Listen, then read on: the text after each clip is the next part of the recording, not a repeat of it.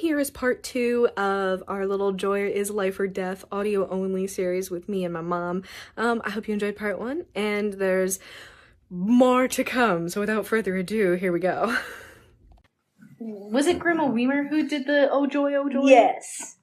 It was Grandma Weimer who, it says, have joy in all things. So she would stub her toe and instead of cussing would be like, oh joy!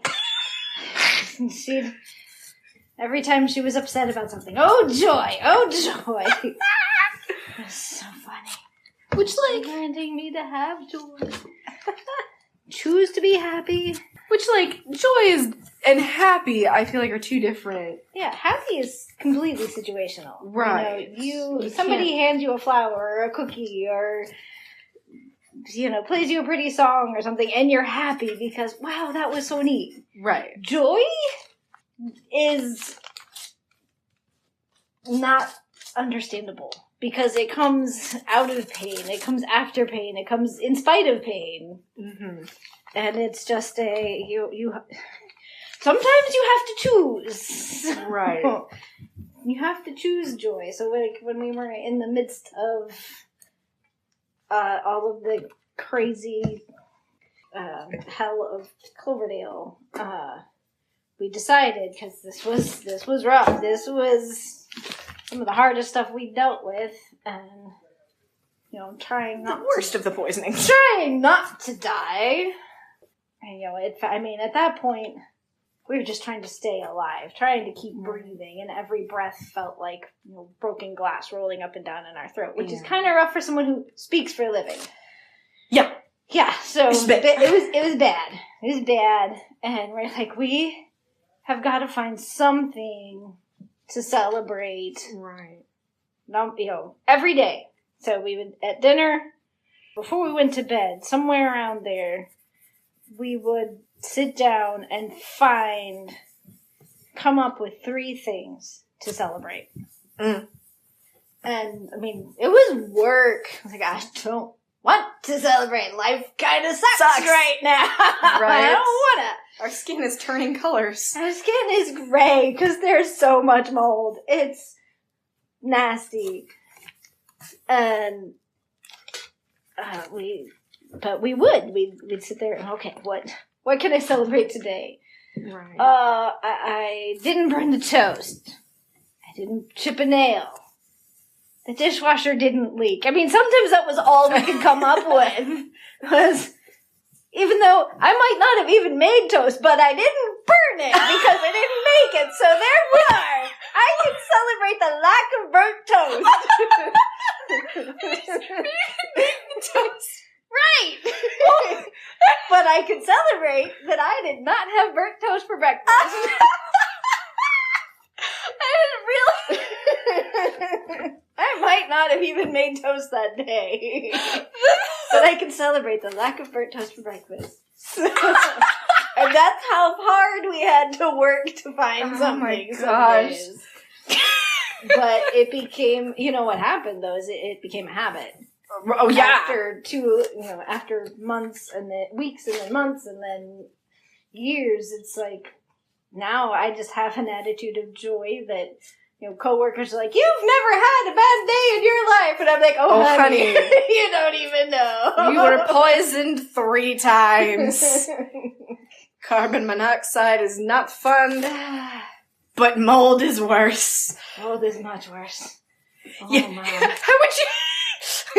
in the ranking, if you like a game show of like,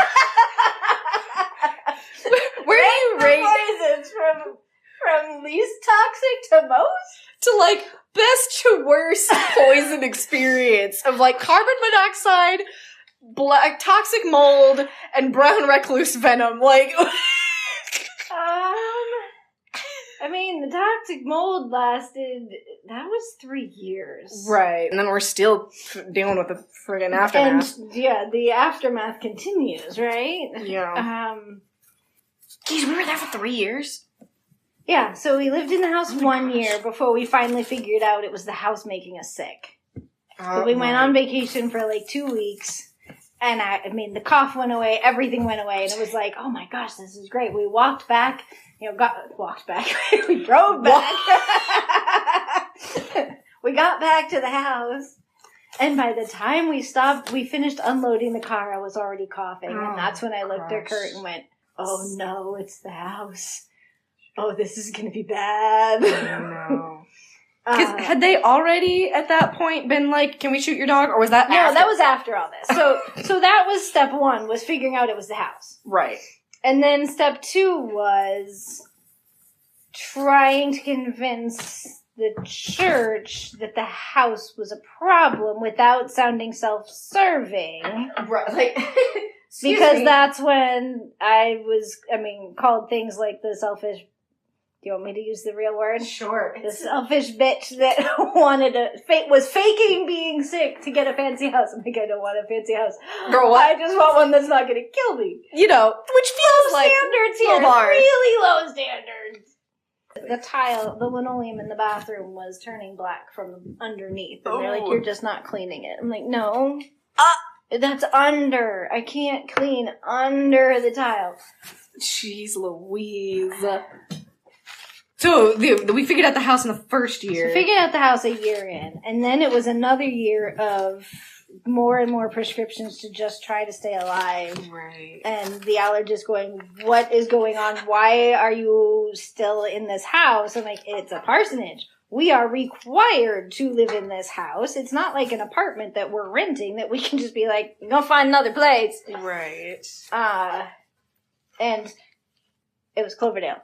Weren't a lot of other places to choose from. Little town. Little tiny town. So, tiny town, not a lot of other places. Trying to convince the church we need to do something different. And you were on several prescriptions. The dog had prescriptions. I was on 10, oh, gosh. I think. And your dad was up to, I think, 13, 14. Just trying to stay alive. I can't imagine, like, the side effects of all of the meds. Yeah. That the pharmacist was having to do. And that's when the doctor started being like, do not try to have children while you're on these drugs, because it'd be bad. You will not have healthy baby. So, and then I was told I would never have another kid. Right. And I was... More on that story later. Very. But I want siblings. Being, a kid and not understanding what was going on. Understanding that your mom's like, sorry, kiddo, I'm sick. I can't do this. Right. So it was a year until we got the prescription of move out or die. Jeez. I can no longer keep these people alive if they stay in this house. Move out or they will be dead in 6 months. At that point, I need your dad to tell the story because he was involved in a lot more of it than I was. Right. So, and then the third year was the aftermath of all of that. Okay, and so staying to help fix things and change the system. Right. So that third year was when we were bouncing around from like the cabin we lived in with the grandparents. woods. I mean, it was an immediate out to grandma's house, right. half an hour away for couple weeks, and then the cabin in the woods, and then the retirement home with the kindergarten preschooler. Yeah, that was great. Sweet living as a kindergartner in a retirement community. A lot of grandparents there with cookies. I got so spoiled. My favorite from there is when you would get out on your little bike with your training wheels and ride around the cul-de-sac, and then our neighbor across the street, who'd been a Golden Gloves boxer, would get out on his scooter, and the two of you would just ride around together like the best of buds, and it was so cute. So adorable. We were the only retirement condo with a sandbox. And you were so content to just, like, sit in one place. Right. You were not the crazy run all over tarnation kind of kid. There's a Midwest word for it. But we took a 2-foot round pond liner and filled it with sand and had it on the back porch, and you were just perfectly content to just sit there and play in the sand in your tiny mini sandbox. But yeah, I mean, I even remember, obviously I don't remember a ton, but I do remember, like, just being so miserably sick and, like, the broken glass in the lungs. I'm like, I remember that. And it hurts so bad just to breathe. And it's weird because, like, my memories are, like, I don't want to say color-coded, but they've got, like, a filter on them, for lack of a better word, of, like, a lot of my childhood memories were like the happy. It's like Inside Out, like the movie, right? Where it's like they're color coded to like the dominant emotions of the memory. And so, like, a lot of my memories growing up are, like, this sort of, like, warm fireplace, like a golden glow to them, right? But, like, that whole time in Cloverdale, they are all grayed out. They're all grayscale. Everything was gray. So once we, started talking to the church about what was going on, and we started hearing more and more about what had preceded us. I mean, pastors had been sick in that house for 20 years. Which, like, I feel like they hadn't figured it out. We were the ones who figured it out. And the retirement home for pastors down in southern Indiana used to be called the Home for Broken Down Pastors. Oh my gosh. Just use them up and throw them away. Ay. That's... Right? Uh-huh. I don't like it. Well, they did change the name. If that was the official sign on the billboard, like... Yeah, that was the official name of the place. Wait, no, what? Yes. That wasn't just like a colloquial thing that people... That was the name on the sign of... That was their marketing strategy? Yes. What? They changed it. Well, no, what? Hold on. They changed it when they opened it up to more than just pastors.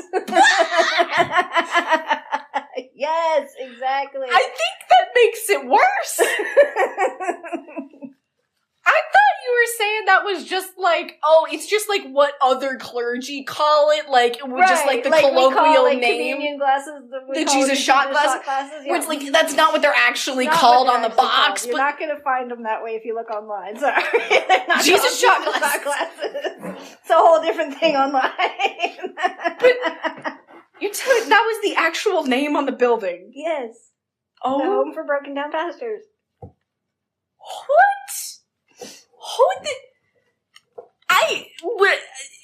Who thought that was a good idea? I don't know. It was before my time. I am speechless, and you, as one who raised me, knows how... That's rare. What?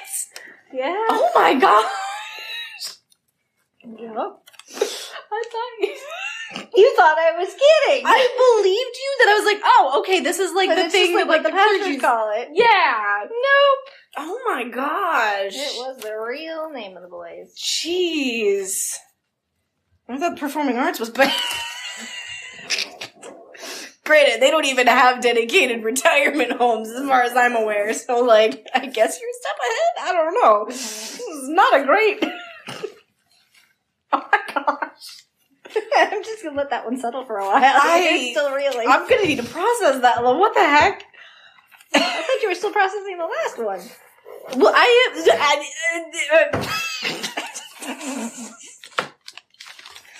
Yeah, I've been hit with two rather large pieces of information in the past hour. One, that I've been telling people the wrong number of times I was poisoned before high school, which in itself is a very weird thing to be saying. Right?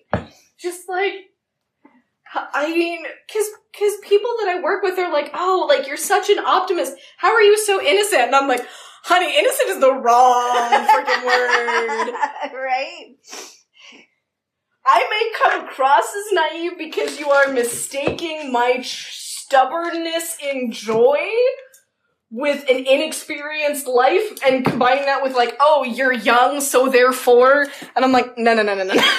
Right? Listen, I think that's how it started, was like, we were talking about, it's like, you're, or what, and I was like, no, hon, I've been poisoned twice, because I said twice, because I didn't know about the third one. Yeah, sorry about that. We did get you out as soon as it, quit completely, so we could... Jeez. Yeah.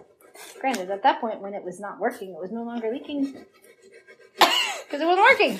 So, okay, great. We've traded carbon monoxide poisoning with a 5-week-old for hypothermia, to hypothermia, because the house is not heated in January. Okay, so do you want to hear everything that was wrong with that house? Sure, because apparently I'm missing a few. Okay, let's see. The list.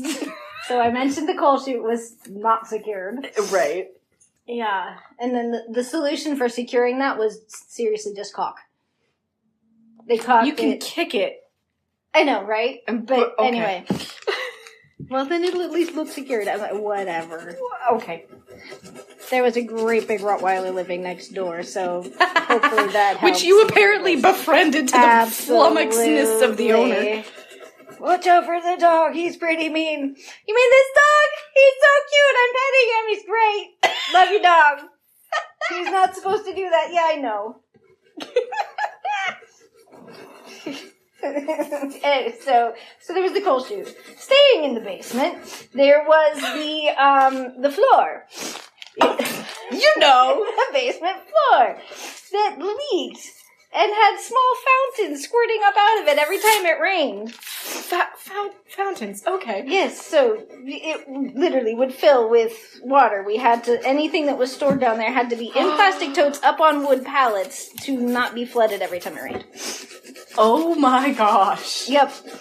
And the trustees would buy bags of salt for the water softener, unbeknownst to us, and drop it off down there. Also unbeknownst to us, because everyone in the town had a key to the house. Oh my gosh. Ed previously mentioned also let themselves in whenever they felt like it. So that was fun.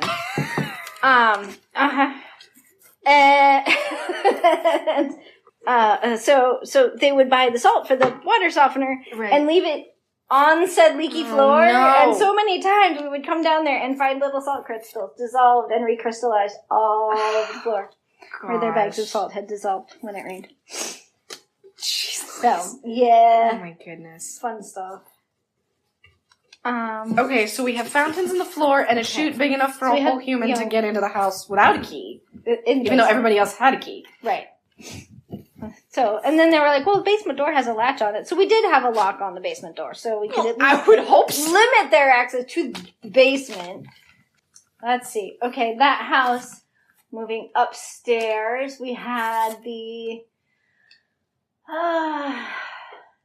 railing on the stairs that didn't go all the way to the top. So, slightly dangerous if you had to go to the bathroom in the middle of the night because all the bedrooms were on the second floor and the only bathroom in the house was on the ground floor. So, quite often, just about lost my life going down those stairs in the middle of the night. Right. Then you had the front room where, and if you saw pictures of it, you could see how, like, the roof line, you know how the roof lines are supposed to be straight? Like, from left to right. This one looked like a 30-year-old mare that, like, went down in the middle. Like, sway back, yeah. Like, the roof line at the top was like, whoop, down in the middle. Mm-hmm. I'm not a So the front room... that sounds bad. So the front room over the front room upstairs of the house. Downstairs rooms, the floors are pretty level. Upstairs room, there was almost a 12-inch difference between the walls height at the edges of the room versus the middle of the room. What? Yeah. It was crazy. How did you guys not fall through the freaking floor? No idea. But we had our computer desk in the corner, which was the only corner that was level enough for it to, like, sit. Right. But if you didn't quite get the keyboard drawer pushed in all the way, it would roll open? back out. Oh, gosh. Yeah. That's kind of terrifying. Okay, so you're telling me that I was born and when I was a baby, we lived in, like, one of those freaking, like, carnival fun houses. So... having a trustees meeting about said house, and, you know, what do we need to do to kind of, like, bring it up? You know, we also had bats living in it and birds living in it. Right. Yeah, we need Dad here for the put the hammer down sledgehammer story. Right. That was a funeral, too. Oh, you're kidding me! No, he was at a funeral. Anyway, we'll have to come back to that one. But we actually had people at that church who lived in very nice houses telling us that, geez, that parsonage isn't fit for a dog to live in. Thanks! What are you going to do about it? Nothing. Great. I feel not fit for a dog, but it's okay for a pastor. Great, thanks. We love you too. Jeez Louise. I mean, I just hear what you're saying. I'm so confused. Yeah, so we had the bats and the birds. We had the bats. And the railing. So the bat, I'll tell you one of the bat stories. Because this was shortly after you were born. You know how they say than when a woman has a child. The hormones are a little bit off balance for a few months afterwards, right? So let's just establish that. Right. Okay. Because both of the bat stories, well, no. The hammer story is also shortly around your birth. But anyway, it was before you were born, so still hormonal. But anyway, the bat story. Baby Beks and I, sleepy mommy, because I've been up a few times. Right. I'm, cleaning up breakfast. I've got you in the high chair, and I go over to the sink to rinse something out, and I'm like, oh, dang. I left a tea bag in the sink last night. Shoot. Okay. I'll, Yeah. I'm going to reach in, grab it, throw it away. And I started to reach in and went, wait a minute. That tea bag has wings. Oh, no. I didn't have tea last night. Oh, no. That tea bag is breathing. That is not a tea bag in my sink. Oh, no. And it was that curled up in the bottom of the sink, and I about came unglued. Well, yeah. I feel like that's a fair response. I bet your dad was at a funeral that day too. I don't know. He was It's entirely somewhere else. possible. He was not home. Right.